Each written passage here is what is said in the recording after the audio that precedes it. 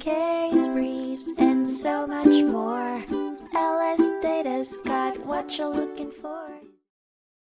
In a 2011 case heard by the Arizona Court of Appeals, Marriage of MacMillan v. Schwartz, the court addressed whether a trial court could modify spousal maintenance based on changes to a party's income, including both earned wages and deferred compensation plans.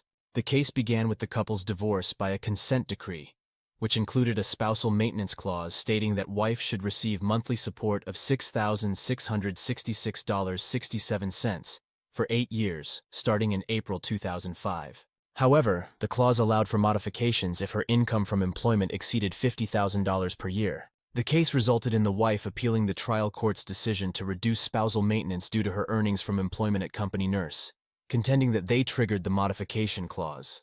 Ultimately, the appellate court affirmed the reduction of the spousal maintenance award, holding that there was no error in the trial court's finding regarding wife's earnings and deferred compensation plan. The court determined that wife's income was adequate to meet her needs, and husband was not obligated to support wife or their adult son.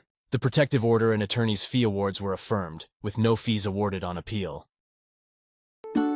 Case briefs, and so much more. LSData's got what you're looking for. Visit lsd.law, elevate your mind. Leave the stress of class.